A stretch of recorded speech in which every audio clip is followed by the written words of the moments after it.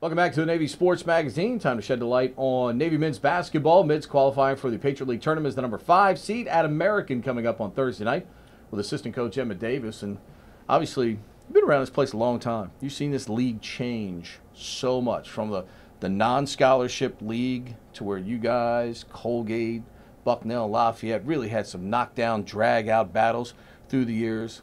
To see this evolve into scholarships, transfers, and when you look at this league, I'm not sure we've seen a league like this season where top to bottom, everything has been as wacky as it's been. Have you ever seen anything like this? Not really. No, Saturday was quite a special day in the league. I mean, there were 5 games, and all of them had implications for seeding for each of the teams.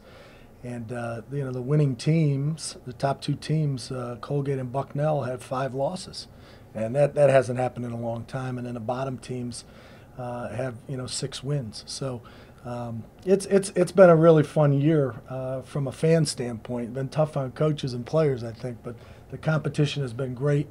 Our team, for example, we've with the exception of Lehigh, who swept us, we've beaten every team in the league one time. So it's been a very competitive league. From the time you and Doug Wojcik were perusing the country in the early 90s and bringing in some great players to this program, how has recruiting within the Patriot League changed overall now? Well, I'll tell you what's really changed is the scouting services, the social media, and it's very difficult to find a sleeper recruit now in this day and age because as soon as you offer somebody, it's on social media and everybody knows about it. So we used to slide some guys in here that nobody knew about, and I think back to Darren Morningstar, who came in here as a freshman and was really a virtual unknown, ended up playing for the Boston Celtics in the NBA. He left here. Eddie Lucas was a JV player, ended up transferring to Virginia Tech and went on to play, get a second-round draft pick in the NBA. So those kinds of guys, it's hard to find the David Robinsons of the world who grew and got better and ended up being a player of the year in the country.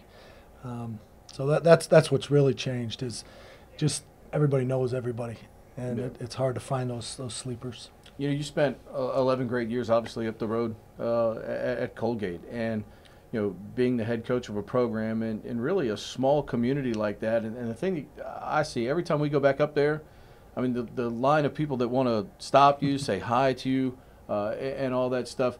Is that all the years you've been doing this? I mean, we know what Annapolis has meant to you, but that time up there and those people still wanting to come spend some time with you, is that what this business is really all about, the great relationships that you make along the way? Yeah, it really is. I mean, I've coached some unbelievable young men at the Naval Academy and also at Colgate. It was great the other Saturday we went up there. We had a tough game, and Colgate beat us, played very well. And I had 4 players from my first team that were up there at Colgate and came up to me right afterward, hugs, and Coach, great to see you and that type of thing. And they're all, one's a doctor, one's a lawyer, one's a writer. As you would expect from a Patriot League student athlete. Absolutely. They're all doing great. And just like the Naval Academy, all our former players are doing exceptionally well. So I've been blessed to have coached. I was there 13 seasons, and I was here 12 years at Navy, and now in my 4th year on a return. So, in that period of time, I've been associated with just unbelievable young men, and they all stay in touch, and it's just been great. Speaking of unbelievable young men, you've got a couple of unbelievable young men in your home. One that obviously goes to school here. What's it like to have a young man that comes to the Naval Academy? Well, it's a different view than it was as a coach to be a parent. Yeah, sure. It's certainly very different. I'm so proud of him. He has done an exceptional job here, both academically and with the football program in terms of what he's doing, working every day, trying to work his way into getting on the field, and just went through the prep school, Naval Academy prep school for a year, and now is here as a youngster, a sophomore, and he got his position switched from quarterback to wide receiver, so that was an adjustment. But he's having a really good spring so far, and looks great. He's put on a lot of weight and muscle. And so he's doing well. My other middle son, Shane, is a freshman at Lafayette, quarterback, and he's trying to work his way onto the field as well. Really talented kid, can really throw the ball. I hope he'll get a chance there to play. And then Brendan's playing in the sectional tournament tonight at home with Broadneck. So having a very good year as a basketball player. So it's been fun. Now, where this is obviously, got to be a little bit of a challenge. Where do you and Gail draw that line? Because both of you have been coaches for a long time, and how do you dance that line between parent, coach, always trying to give the best advice when it's warranted, and maybe even seeing the opportunity to give advice when you maybe see a pitfall coming somewhere along the way? I imagine that's had to be a fun dynamic through the years. Yeah, it has. I mean, we've had a great time following these young guys and trying to guide them. We get joked a lot, kidded a lot because, we're both basketball coaches and we got 2 Division I football players. Right. So I don't know what that but says. But they weren't bad basketball players. No, they're good basketball players too. Right. It's just their opportunities came on the football side to play Division I, and that's what they both wanted. The third guy has given up football, so Brendan he's totally hoops now. So we're going to have 1 basketball player out of the group for sure. But Gail's a tremendous coach, and people think we come home and we talk X's and O's, and we really don't. It's more about are they doing what they're supposed to be doing as people? And I'm most proud of they're high character kids. They've become really, really good people who care about people, and they're good students, but they're first and foremost, I think they're good people. All right, let's talk postseason here. Americans up on Thursday. You guys, in the space of a week, went from potentially finishing 9th or 10th. Kids show a lot of character, beat Bucknell, then win up at BU again on Saturday.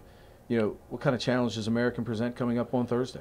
Well, American we had 2 knockdown drag-out fights with them. I think they're a very good basketball team. They're playing an 8 or 9 man rotation, and those guys, they execute their offense. They run the Princeton offense. They execute it very, very well. They're a very good defensive team.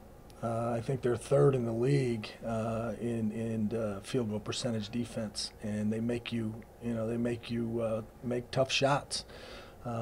And they've got, in my mind, the best player in the league. I think Saeed Nelson is the most dynamic player in the conference. He got 24 and 25 against us in the 2 games that we played him.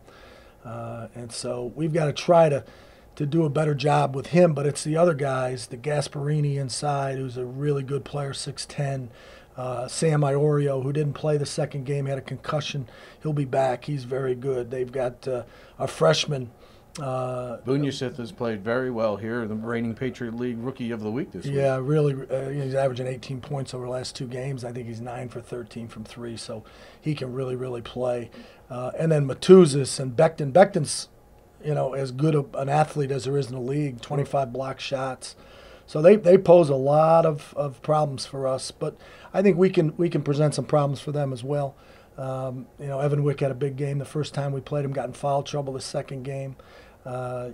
George had 2 big scoring games both times. Hassan has played well, so we need to get all of our guys playing on the same page. But I credit our seniors with this late season turnaround. They really have bonded together.